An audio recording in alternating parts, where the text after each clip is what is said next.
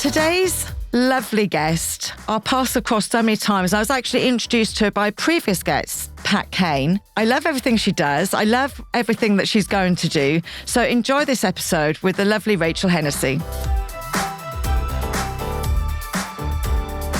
This series of BeBelle podcast is brought to you by award-winning skincare brand, Irish-founded, female-founded, Ella & Joe, by the amazing Charlene Flanagan and Neve Ryan. I will tell you more about Ella & Joe during this episode.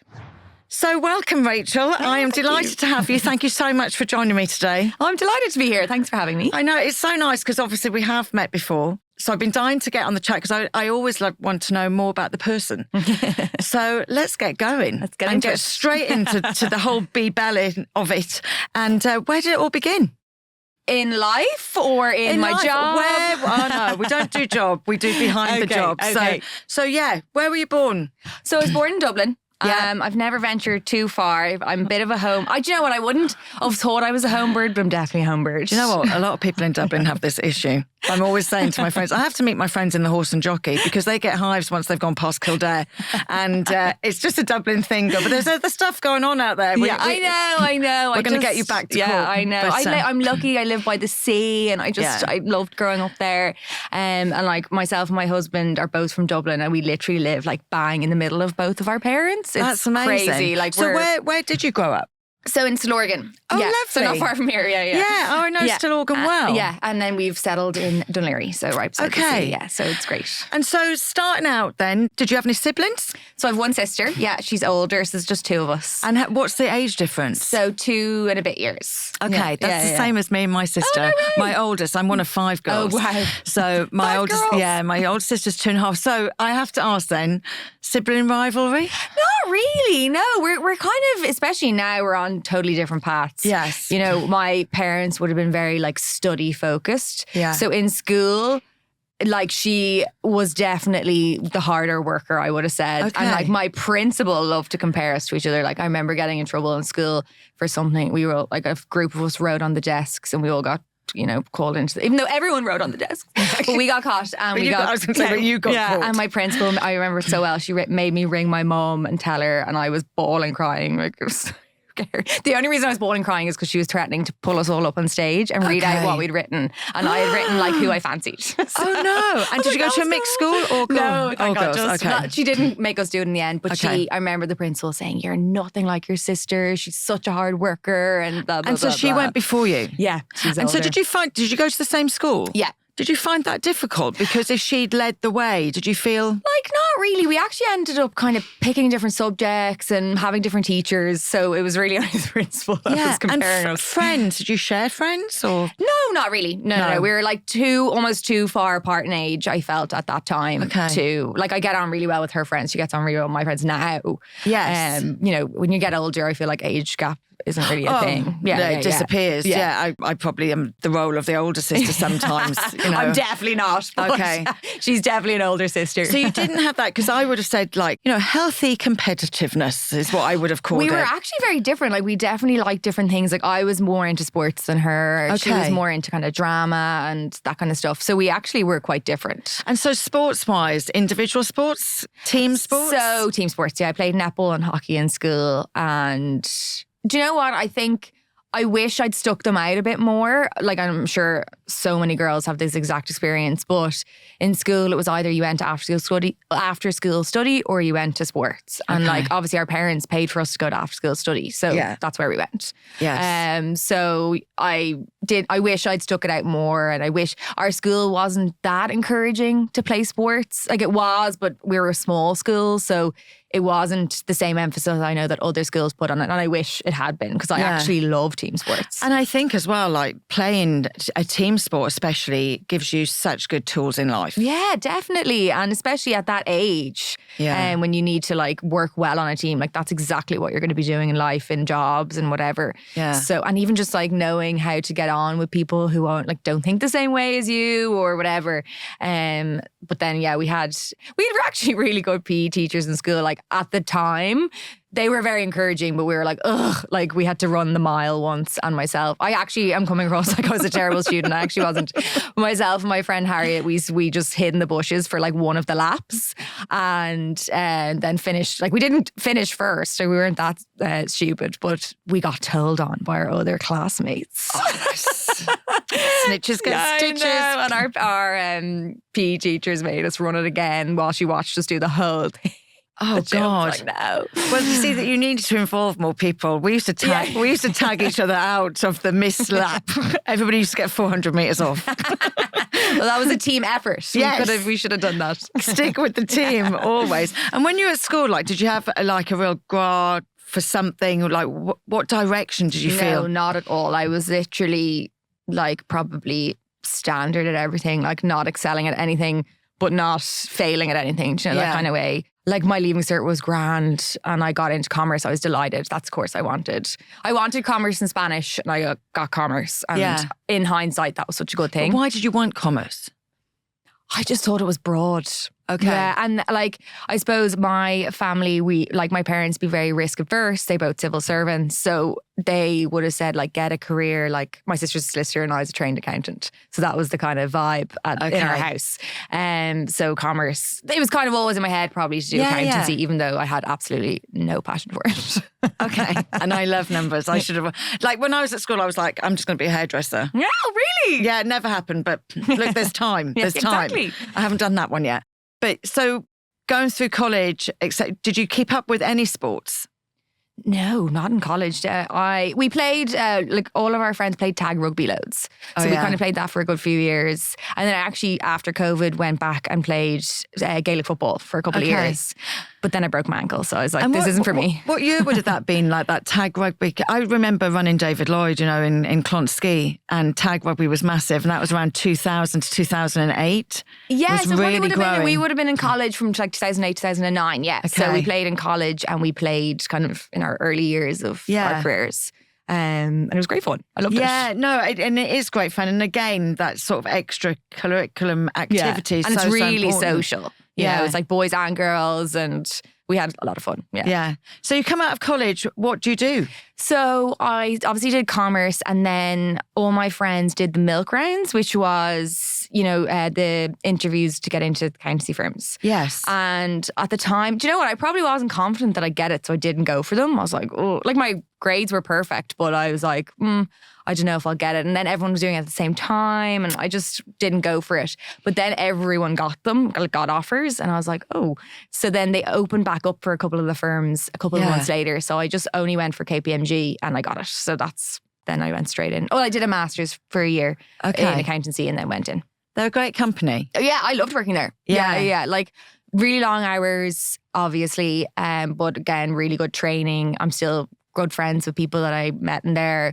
I have like only really fond memories of it, to be honest. Like you kind of forget the hard days. And even like the days you're working late, you're in a team. So like you can kind of have a bit of crack.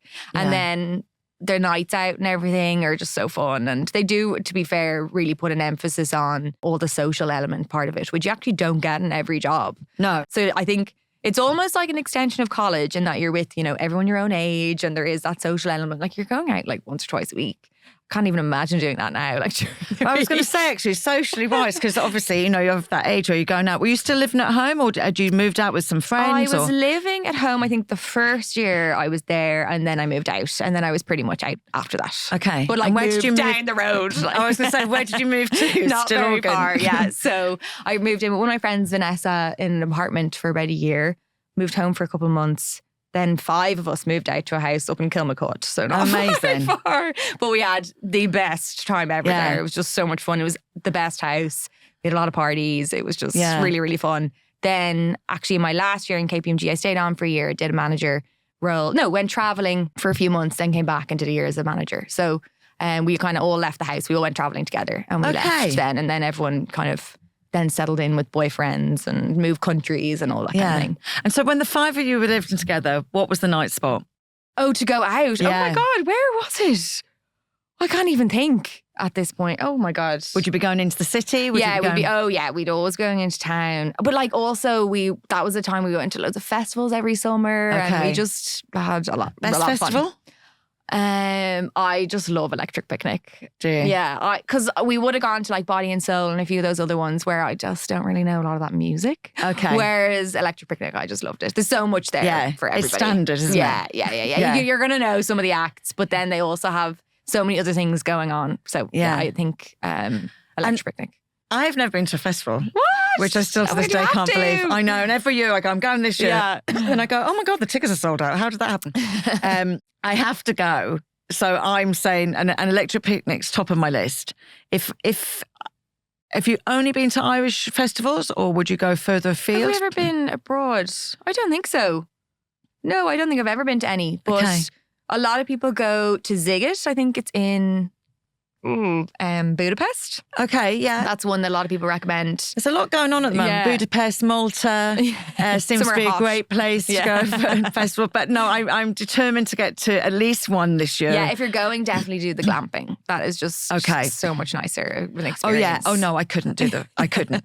Yeah, listen, girl, I'm 53. No, I'm well over that. My dream is to get like one of the caravans. I've never done that. Yeah, so that looks so nice. And so when the five of you decided like to go traveling, had you always somewhere in your mind that you wanted to travel to, and where did you end up going? Yeah, I'm kind of easygoing. I'll always go with the flow, and so I can't even remember who decided we were going there or whatever, but we ended up going to Central and South America. It was amazing. Like the best few months of my life. Like I just loved it. It was just, the group got on really well. We did like really fun stuff, and you're never going to see certain place. Like I just remember, like the Galapagos just stands out for me as being one of the most amazing places. Top of my husband's list. I'm dying to go back. It's absolutely incredible. You just see so much. Like even I wouldn't be one for the diving. I tried to do it in Central and learn, and it was totally claustrophobic. It was not for me. So by the time we got to South, then there was all the other girls were diving except for me and one of the others, and so we just did all the snorkeling, and you actually saw nearly the exact same amount. And there was one day that we were out in a boat. This is actually it wasn't in the Galapagos, it was somewhere else. I can't even remember now. Somewhere else in Ecuador, or near Ecuador. And we were whale watching, but then the girls were diving to see manta rays. And so I was a bit sad. Me and the other girl were like on the boat, like, oh, it's great watching the whales, but like sad we're missing out on that. And then at the very end, like they all came back up, but so did all the manta rays. So we just literally got to jump in the water and see them all. So it was amazing. Yeah. So I'd definitely recommend. And you went for 3 months? Yeah. So if I could only go for 2 weeks, where should I go? Go to the Galapagos. Yeah? Yeah. There's 100%. so much to see. Like because there's hikes and like loads of nature stuff, but then there's also so much wildlife, and it's just incredible. And the food and everything's amazing as well. But remember, there's one place that we stayed, and there's just like a road where there's like just restaurants the whole way, but all the tables are laid out in the middle of the road, so everyone just eats along there. Love it's that. Amazing. Yeah, we have a road like that in Cork, actually. Princess Street. I don't think it looks like that, but look, Cork's got everything. Yeah, well, it probably has similar food. It's all seafood, apparently. Yeah. But that's amazing. Yeah. And so you come back and you work as a manager then for KPMG. Yeah. At what point and at what age did you decide that you want to do something by yourself? So I was in KPMG till I was about 26 maybe. Then I did 3 years in Google. So I went to Google then after KPMG, and I loved it. But I suppose it was a little bit of a it was different in terms, because at KPMG you had actually really close friendships, and like I didn't have that then in Google, which I really missed. Why was that, do you think? Was that I just think everybody was so busy? Or it's so busy. Everybody is at that point, everybody was a bit older, so they all had like families and stuff. So there definitely wasn't that like, let's go for a drink after work. Whereas like a lot of my team had that in Google, but 5 years previously. Yes. Do you know, that kind of way? So I think it just depends. Every job, it just depends what your team is like or whatever. My manager in there was amazing. I loved my team, but it wasn't that same social element. Yeah. And then obviously COVID happened. So everybody was working from home. And I'm sure like a million other people had the, kind of realization that they didn't maybe love their job. And then I also, not that I didn't hate it or anything, but I suppose it wasn't very inspiring anymore. And then I started kind of going down the secondhand clothing journey myself. And I was shopping secondhand online and, kind of digging into it a bit more, and then got the idea for the rental. Yeah. So that's was kind of the end of my 3rd year in Google. Wow. Yeah. And obviously I met you through Pat Kane originally, who's also been on BeBelle. And I think it's so important, isn't it? And I think it's taken such a long time, but you only know what you know in life, end of. So you started that journey. So it was very simple for you. But how hard was it to explain what you were trying to do to other people? That's a good question. I suppose rental wasn't like totally new. You know, there was a few people doing it. It was bigger over in the UK and in the US.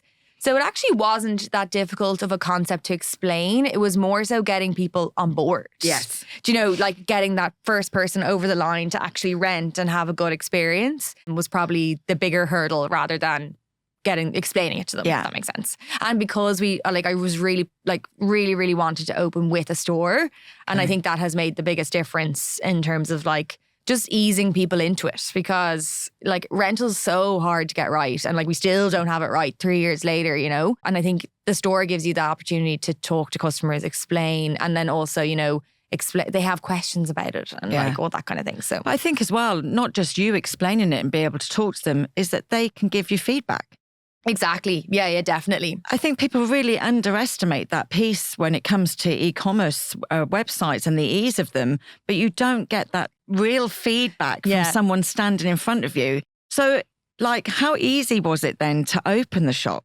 I want to say thank you so much to Ella & Joe, our sponsors of this episode of BeBelle Podcast. Ella & Joe is all about bringing a joy and vibrancy to skincare. Each product is inspired by nature and boosted by science, designed to deliver the most amazing results, but also to be kind to your skin. It is luxury moments that brighten up our day. And as always, I want to bring it back to me with my two hero products.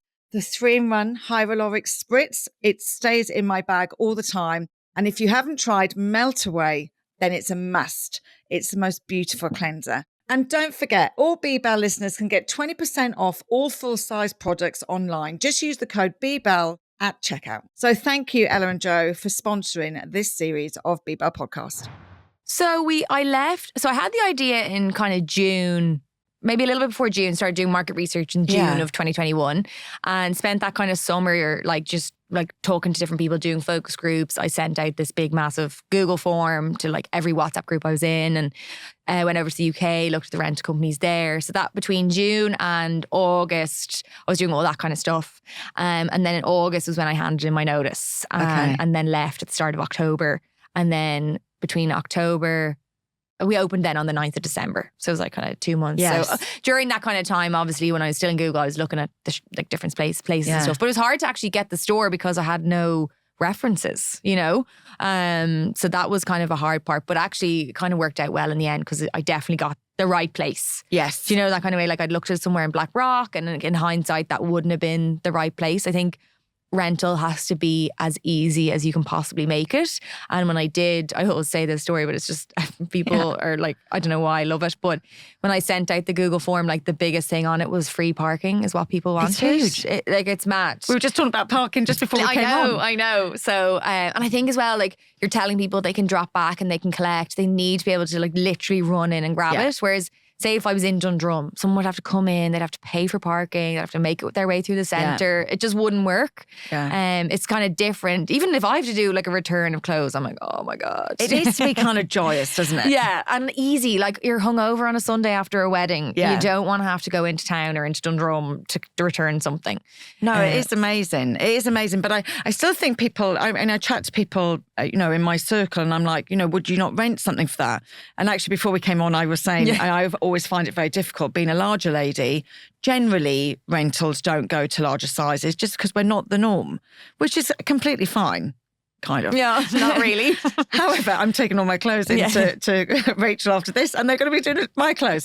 But I think it's still, I'm trying to explain why. I know. Yeah, 100%. And, people like to own things, do you know? Like, even when I told my mom the idea, I think she was like, why would anyone do that? Especially her generation are they want to own things. Even like her idea of like leasing a car is mental. Do you know, that kind of thing? Like, so it's definitely going to take a time. But what I've seen this year actually in particular was we had our biggest amount of rentals for graduations, school and college. We had our biggest amount of Debs rentals. That age group are like, they're so different and they think so differently. And I love that. Like they're just delighted to get a nice dress to wear and then they give it back. Because they are going to sell it afterwards. Exactly. And they're way better at reselling as well. Yeah. Or they're Deboppers. Yeah. So, I think my age group and up, I'm like 34, it's a little bit harder. And we were the prime age group that got brought up in fast fashion. Pretty Little Thing, boohoo, straight to your door. Here's 5 items for €50. Yeah. Christmas outfit sorted, or you run into Zara last minute, pick something up, wear it that night, never wear it again. Like I was that person. Yeah. So, and my sister's the same. I mean, I was never that person only because of my size. So I always bought classically because it may have to last me forever. Yeah.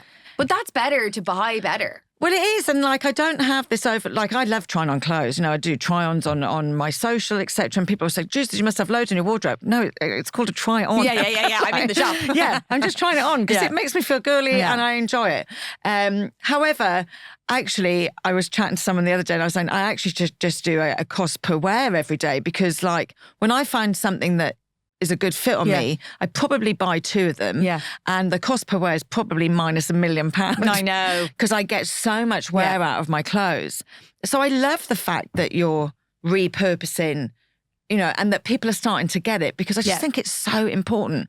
But how can we change things quicker? It's so hard, isn't it? It's really hard. Like customer behavior, you know, people study it. It's a huge, big thing. And I feel like I only get a tiny little percentage of it. I only understand. And it's also, I think, for women, it's so different. Like your way you think can be different one week to the next. Yes. Because of like what's going on in your head, your hormones. Like you can feel totally different about something one week to the next. But like that's the way I am. Yeah. So it's hard. And some weeks you'll be like, you know, I'm buzzing to rent something. And the next week you'll be like, why the hell would I do that? I can just go buy that, you know? Yeah. So but it's a hard one. I do think you've won with the shop because the human interaction piece now, like I was saying to somebody the other day, you know, I do a lot of eventing. And I'm teaching the same class as I would in my Pilates class, but we have teas and coffees afterwards, and we might play with some face creams or whatever.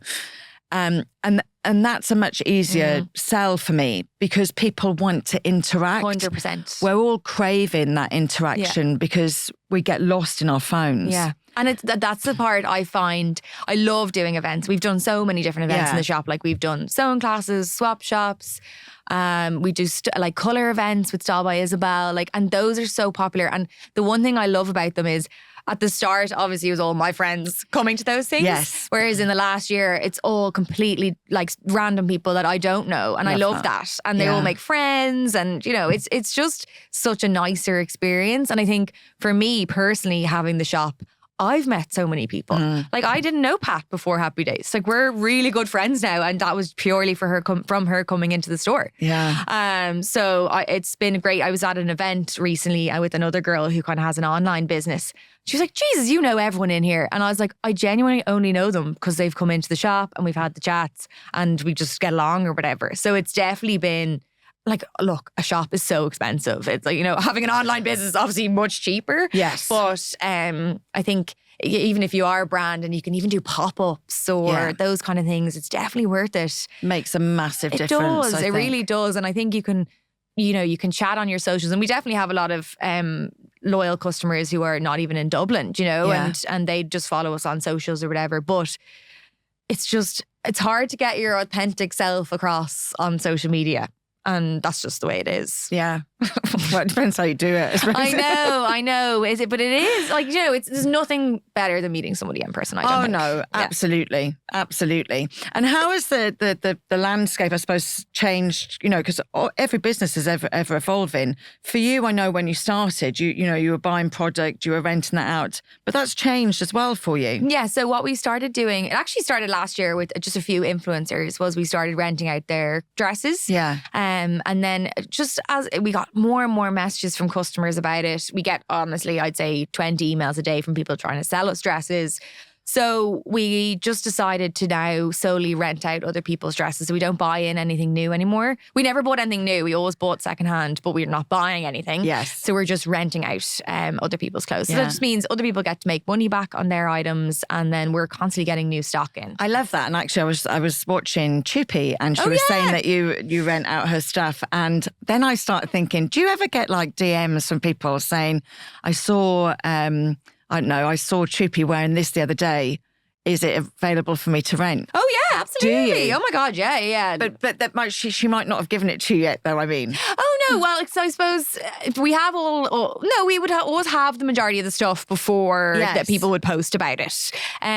Or even I suppose even if it's not Chubi's, like Chubi will wear say something else from the store, and we would get the same thing messages. Like influencers definitely. Like I would have been very skeptical about influencers before starting Happy Days. Yeah. And now I have a lot of respect for that career. I think for me, working with influencers as a brand it's such a game changer for your business. And it's such a tricky, and I know everyone has so many opinions on it, but I actually saw something really funny the other day on TikTok, and it really got me thinking. It was saying that influencing is the only probably female-led industry in the world. And it's probably the number one industry that gets trolled the most, attacked the most, like where other people try bring other people down. and the sad thing is, it's women doing that. Exactly.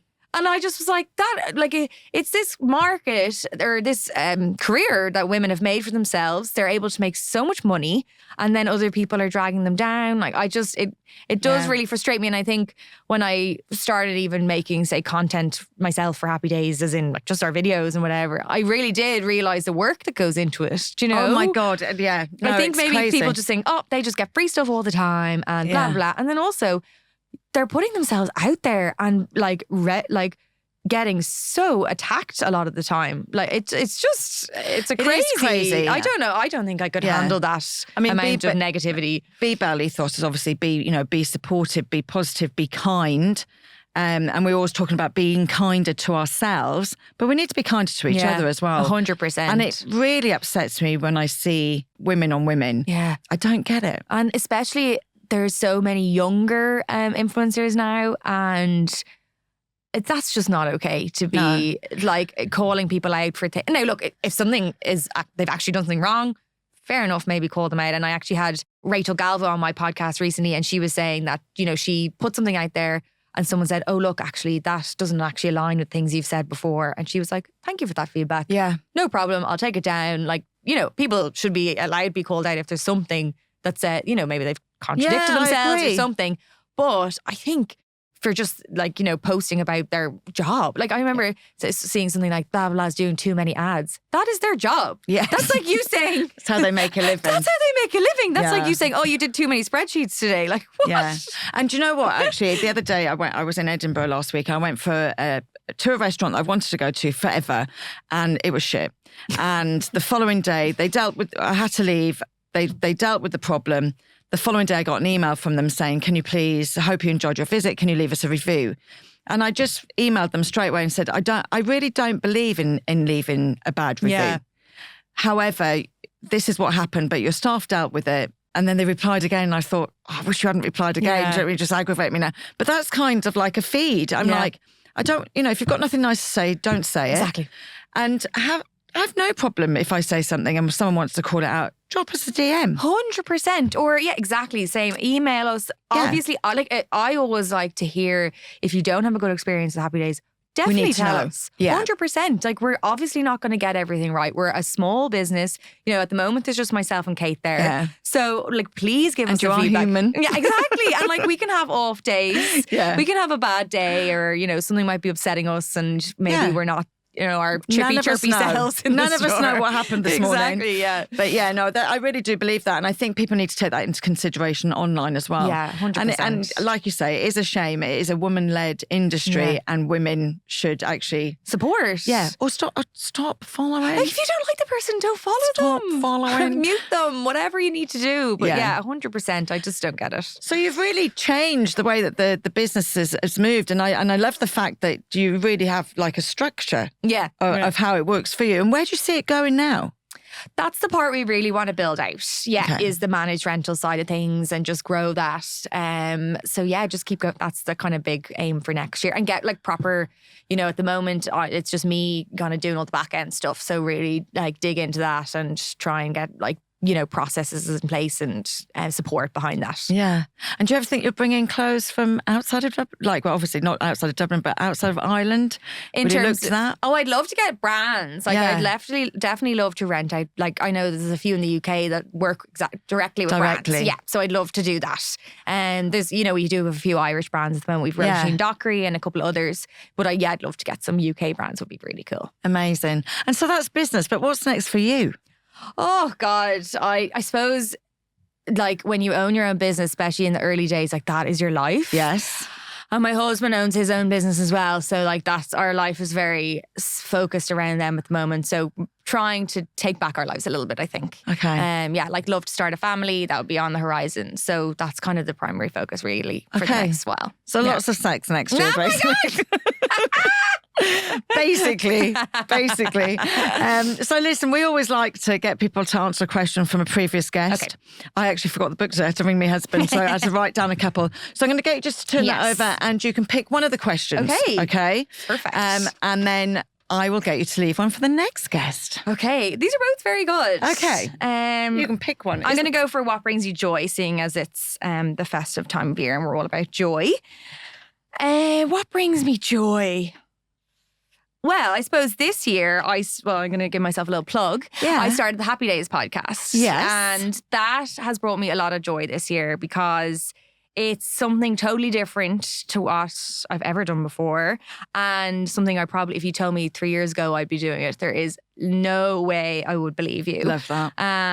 I had the idea back in February, actually, when I was on Yoga by Maura's podcast. Yes. And I just messaged her after being like, I'm kind of considering doing this myself. So she gave me loads of advice. And it took a few months to kind of get over the line because I wanted to get a sponsor. And Energia were amazing. They came on board for our first season. And was able to just get some amazing guests on. So I think that this year, that has brought me a lot of joy because I think the day-to-day running of a business is sometimes can be so hard and like really, I think hard, lonely, mundane. It can get you down as well, and I'm used to working in a team and working in an office and I do miss that. I definitely miss having a big team and just like, lunches together and whatever. So this, I think, I'm really, really glad that I did that. Amazing. Maura's amazing as well, isn't she? She's fabulous. She's fab. Yeah, so positive. Listen, Rachel, thank you so much. Oh, thanks for having joining me. me Could have today. chatted for hours. Yeah, no, absolutely. I'll have to come on Happy Days. Yeah, exactly. Yeah, definitely. I love that. I love going on other people's. It's so nice, isn't it, to be on the other side? It definitely is. Yeah. But is there any wise words you want to leave the listeners with? Oh my God, no, I don't know. Be kind to other people. Maybe I actually put this up on our stories the other day. If you have a nice experience with a business, a cafe, a pub, especially over Christmas, a restaurant, leave them a review. Yeah. Leave them a nice review on Google or on their page because that can make such a difference. It's huge. Yeah. No, that's lovely. My wise words. Thank you, Rachel. Appreciate it. So thank you for listening to this week's BeBelle podcast. Don't forget, you can find us on social media. If you've got any questions, then please don't hesitate to DM us at BeBelle_wellness. You can also find this on our YouTube channel, which is my YouTube channel, Sian Horn. And don't forget, the more people that subscribe, the better that we can make this pod. So don't forget, like and subscribe across all channels. And thank you.